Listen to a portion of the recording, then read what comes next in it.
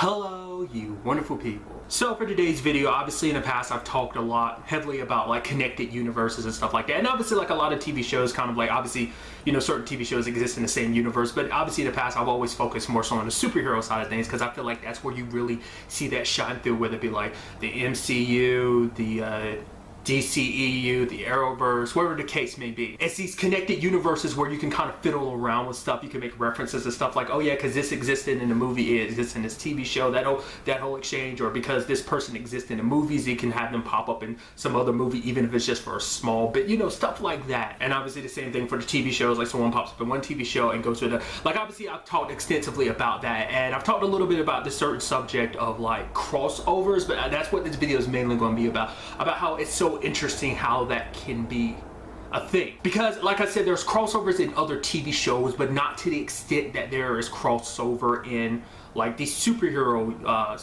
cinematic universes that are connected. Like a great example, two great examples on both the DC and the Marvel side. DC is DC's Legends of Tomorrow. That show is literally born from a crossover between Arrow and the Flash. Those are characters from those TV shows that went off and kind of started their own TV show, which is kind of interesting. And it's not necessarily bound to everything that's going on in those two shows. It kind of, obviously, like, because it's a connected universe, they are affecting one another, but at the same time, it's still kind of doing its own thing. Once again, the beauty of this whole like connected universes thing going on. And then on the Marvel side of things, you have a great example being the Defenders, because these are great examples because obviously going back to like the DC example with the Arrowverse, it's like, yeah, you have Legends of Tomorrow being this like big crossover, that the entire show is a huge crossover, but then you also have individual crossovers, and that's the distinguishing factor I'm trying to get across of just how like, oh yeah, like everything can kind of do like a crossover, you know, certain TV shows that take place in this same universe, like, you know, a lot of crime dramas like, you know, NCIS or Law and Orders kind of do that, and the Chicago shows, like there's crossover there, but like those might be like every once in a blue moon type of situation. Because take even like the Arrowverse, like there's crossover between like in the individual shows, you'll see characters from another show pop up, but usually it's only maybe like one episode. Because even like the huge crossovers amongst all the shows, there's like Heroes versus Aliens, and then there's the Earth Crisis on Earth X situation of like those were like multiple episodes, but they were just like a one-off thing. It's not like a continuous thing.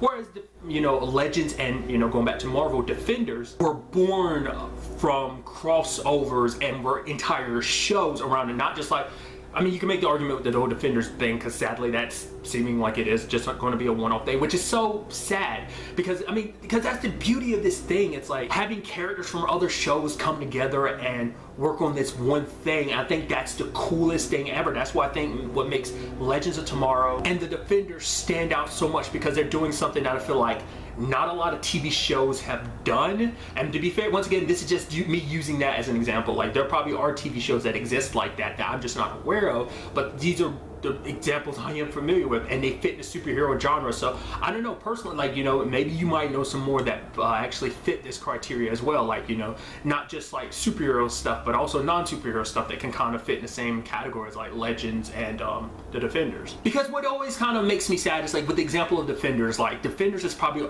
going to be a one-off just because of the complicated situation, and it's something I've talked about in the past, because these shows are built upon other TV shows. That's kind of the sad thing. Like if they were just shows on their own, maybe they do better, but there's a lot of like pieces that have to come together to make them happen. Like obviously using an example of Legends of Tomorrow, it's something I've talked about in the past. Like you have to watch Arrow and the Flash to really understand Legends, because they don't really kind of give you an introduction to these characters like, oh yeah, like it's like, no, it's not like that, because these characters all had their introductions, like at least when it comes to the main characters, most of them, not all of them, because there are some characters that are that were born specifically in DC Legends of Tomorrow, you know, came about in DC's Legends of Tomorrow. But you have like a lot of characters that have like, oh, we were either in the Flash or we were in the Arrow first, so we kind of get an introduction over there, and then we came over and was in this crossover show. Like a great example I can give you, because this also applies to people who have even if you have knowledge of comic books, like it's still better to watch the other TV shows, because like great example is Sarah. Sarah's whole situation in the whole Arrowverse thing is not what happens to Black Canary in the comic books. Like her being Black Canary and eventually becoming White Canary, that does not happen in the comic books. That's an Arrowverse specific thing. And it's like her story playing out the way it does. Like, I mean, to my knowledge, I don't know if there's like a deeper connection between Black Canary and White Canary. Maybe there is, but like what the Arrowverse does, making it so that Sarah was the Black Canary and Demian White does not happen, you know? That's why it's just kind of like you specifically have to watch Arrow and The Flash to understand why these specific characters got to where they are in Legends because of that. And that's the same thing that applies for the Defenders. It's like you literally have to watch the 4 other shows that led up to it, that being Daredevil, Jessica Jones, Luke Cage, and Iron Fist. But then you get to the problem of a crossover show like that, and I think it's probably a reason why a lot of people wouldn't do it, is because of something like that. There's a lot of build up to it, and you have to watch the individual shows. And that's the thing, like, I'm in that weird area where I'm like, I don't care, like, it's, oh, no big deal, I've already watched all the shows. For some people, for some people it's a struggle to get through all 4 shows, like, because for them it's like certain aesthetics or certain shows don't appeal to them. They're like, yeah, I like this and I like that, but like, you know, just because someone likes Daredevil doesn't mean they're gonna like Jessica Jones, doesn't mean they're gonna like Luke Cage, doesn't mean they're gonna like Iron Fist. There's a little crossover even amongst fans. Like, I'm sure, like, I feel like I'm probably like in that minority. I don't know, like, I don't know the exact breakdown. It's kind of been something that's been talked about in the past, and it's something I even talked about in the past a little bit about this exact same situation. But it's like, I think it's probably a smaller group of people who are fans of all 4 shows, like, who watched all 4 shows and then watched Defenders, because they're like, oh yeah, like, I know everything. I don't, like, you know, because some people might have gone into Defenders being like, I don't know everything that went down leading up to this point because I didn't watch all the shows. I watched maybe 1, I might have watched 2, you know, something like that. I feel like probably making a crossover is a lot harder unless, I don't know, like, I don't know like the logistics and just how everything works behind the scenes. So I don't know whether it's like, oh no, things still do good as crossovers, or would things be better off if they were just their own show without being reliant on something else. Which I said, Legends kind of falls in that category. It doesn't really need the other shows to stand on its own legs, you know, but I make it seem like it does. It's hard to really kind of explain what I'm trying to say. I hope it's coming across, but the fact of the matter is, it is kind of its own thing, but it's still born of a crossover, you know? And so I feel like that's kind of something that kind of would, in my personal opinion, make me feel like people would be reluctant to do that. But then again, you look at the cinematic side of things, it's like, oh wow, like, look at the movies. Like, the Avenger movies are a thing because they lead up to it. But then again, it's like, they took time out to like build that up, and then it happened.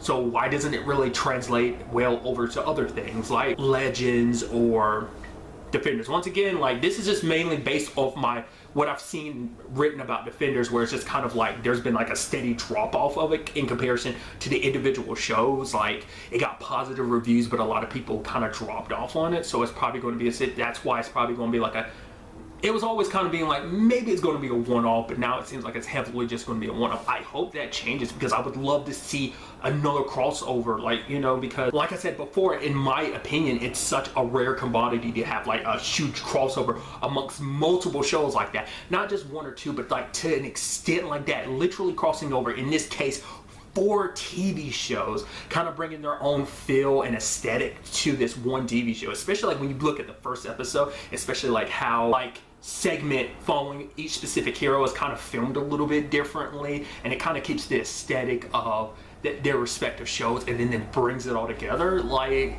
I don't think there's anything else that's really done that. Once again, that's just my opinion based on what I've seen so far. I haven't seen everything. That's why I'm like, educate me if there's another example of that. I mean, it ultimately leads me to my question too, like, what do you think about this as a whole? Do you think there should be more crossover stuff in the future? Once again, it's kind of a conversation I've brought up before. Like, do you think cinematic universes only work well because this is comic book stuff we're seeing adapted, and it's like, well, comic books already exist in their own kind of universe of everything existing all at once anyway, and now you're translating that over to movies? I mean, to be fair, I'm sure there's once upon a time no one would have thought that you could do that, bring an entire universe of comic books to movies or whatever, or TV. My question is, do you think it's only like, could we ever see more of that in the future outside of the superhero genre, or do you think it is something that could only exist in the superhero genre, and you think we could potentially see more of that in the future? Or do you think it is a situation of, because you have to like make a show that everyone would kind of like, so you can bring all the audiences together, like you can kind of cross over one audience from one show to another?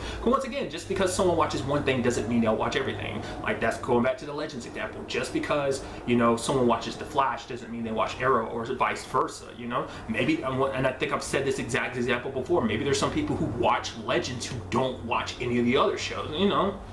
I mean, not saying it's impossible, but it could happen. Just let me know all your thoughts in the comments down below. But really, that's all I want to talk about in this video. Till the next time we meet, be happy, be safe, live life to the fullest, and enjoy it. Good day, and